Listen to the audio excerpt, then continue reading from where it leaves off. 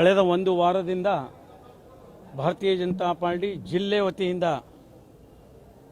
ಆ ಭ್ರಷ್ಟ ನಾಗೇಂದ್ರನನ್ನು ತೆಗಿಬೇಕು ಅನ್ನೋ ಸಲುವಾಗಿ ಹೋರಾಟ ಮಾಡ್ತಾ ಇರೋದು ಎಲ್ಲರಿಗೂ ಗೊತ್ತಿರ್ತಕ್ಕಂಥ ಸಂಗತಿ. ಇವತ್ತು ನಮಗೆ ಭಾರತೀಯ ಜನತಾ ಪಾರ್ಟಿ ಬೆಂಗಳೂರು ಕಚೇರಿಯಿಂದ ಆದೇಶ ಬಂತು. ಈ ಹೋರಾಟಕ್ಕೆ ನಾವು ಒಂದು ವಾರ ಅಲ್ಲ ಒಂದು ವರ್ಷ ಕುಂತರೂ ಈ ದಪ್ಪ ಚರ್ಮದ ಕಾಂಗ್ರೆಸ್ಸು ಸ್ಪಂದನೆ ಮಾಡೋದಿಲ್ಲ.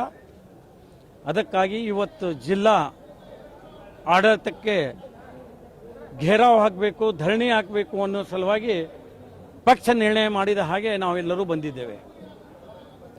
ಡಿ ಸಿ ಅವರಿಗೆ ಮನವಿಯನ್ನು ಕೂಡ ಕೊಡಲಾಯಿತು. ಆದರೆ ಅರ್ಧ ಕಾರ್ಯಕರ್ತರು ಒಳಗೆ ಬಂದರು. ಅರ್ಧ ಕಾರ್ಯಕರ್ತರು ವಿಶೇಷವಾಗಿ ಹೆಣ್ಣು ಮಕ್ಕಳನ್ನು ಕೆಲವು ಪೊಲೀಸ್ ಅಧಿಕಾರಿಗಳು ತಡೆ ಹಿಡಿದರು. ಒಬ್ಬ MP ತಡೆ ಹಿಡಿಯತಕ್ಕಂಥ ಶಕ್ತಿ ಪೊಲೀಸರಿಗೆ ಇಲ್ಲ. ಆದರೆ ಅವರು ತಮ್ಮ ಬಾಸ್ ಅಂತಂದರೆ ಹುಚ್ಚ ಅರುಹುಚ್ಚ, ಪ್ರತಿ ಸರ್ತಿ ಹೀಗೆ ಸಂಬೋಧನೆ ಮಾಡ್ತೀನಿ. ಅವ್ರೇನು ಕೇಸ್ ಹಾಕ್ತಿದ್ರೆ ನನ್ನ ಮೇಲೆ ಕೇಸ್ ಹಾಕಲಿ. ಆ ಖರ್ಗೆ ಅವರ ಹೇಳಿದ ಪ್ರಕಾರ ನನ್ನನ್ನು ಕೂಡ ಒಳಗೆ ಬಿಡಲಿಲ್ಲ. ನಾನು ಪ್ರತಿಭಟನೆ ಮಾಡಲಾಗಿತ್ತು. ಎಲ್ಲರನ್ನೂ ನುಗ್ಗಿಸಿ ಒಳಗೆ ಬರಬಹುದಾಗಿತ್ತು.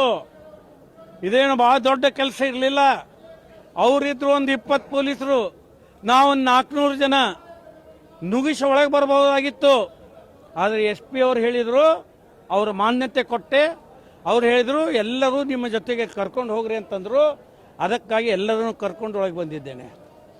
ಈ ರೀತಿಯ ದಬ್ಬಾಳಿಕೆ ಇವತ್ತು ಸರ್ಕಾರದಲ್ಲಿ ನಡೀತಾ ಇದೆ. ನೀ ತುಡುಗ ಅಂತಂತಂದ್ರೆ ಕುಂಬಳಕಾಯಿ ಕಳ್ಳಂದ್ರೆ ಇವರೆಲ್ಲರೂ ಹೆಗಲು ಮುಟ್ಕೊಂಡ ನೋಡಕತ್ತಾರೆ. ಯಾಕಂದ್ರೆ ಒಂದಿಲ್ಲ ಒಮ್ಮೆ ಕುಂಬಳಕಾಯಿ ಕದ್ದವ್ರು ಇವರು. ಎಲ್ಲಕ್ಕಿಂತಲೂ ನೋವಾಗಿದ್ದೇನಂತಂದ್ರೆ ಖರ್ಗೆ ಅವರ ಕಾಂಗ್ರೆಸ್ ಪಕ್ಷ ನಾವು ಪೂರ್ಣ ಒಂದೇ ಮಾತ್ರ ಹೇಳುವುದಿಲ್ಲ, ನಾವು ಎರಡೇ ಸ್ಟ್ಯಾಂಜಾ ಹೇಳ್ತೀವಿ. ಅದಕ್ಕೆ ಆ ಸಾರ್ವಜನಿಕ ಸಭೆಯಲ್ಲಿ ಹೇಳ್ತೀವಿ, ನಾವು ಬರೀ ಒಂದು ಲಂಡ್ ಅಂಗಿ ಹಾಕೊಂಡು ಬರ್ತೀವಿ, ಕೆಳಗೆ ಚಡ್ಡಿ ಹಾಕೊಂಡು ಬರಂಗಿಲ್ಲ ಅಂತ ಹೇಳ್ದಂಗೆ ಅದು ಖರ್ಗೆ ಅವರೇ. ಈಗ ಕಾನೂನಾಗಿದೆ, ಕಾನೂನು ನೆನಪಿನಲ್ಲಿರ್ರಿ. ಲೋಕಸಭೆಯಲ್ಲಿ ರಾಜ್ಯಸಭೆಯಲ್ಲಿ ಕಾನೂನು ಪಾರಿತ ಆಗಿದೆ, ಗೊತ್ತಿಲ್ಲ ನಿಮಗೆ? 1.5 ತಾಸು ನನ್ನ ಎದುರಿಗೆ ನಿಂತಿರಲ್ಲ ಖರ್ಗೆ ಅವರೇ ನೀವು. ಅವಾಗ ಹೆಂಗೆ ಶಕ್ತಿ ಬಂತು? ಈಗ ಒಂದೇ ಮಾತ್ರ ಹೇಳುವಾಗ ಕುರ್ಚಿ ತಗೊಂಬ ಅಂತೀರಿ. ಕಣ್ಣು ಒರೆಸೋ ಕೆಲಸ ಮಾಡಬೇಡಿ.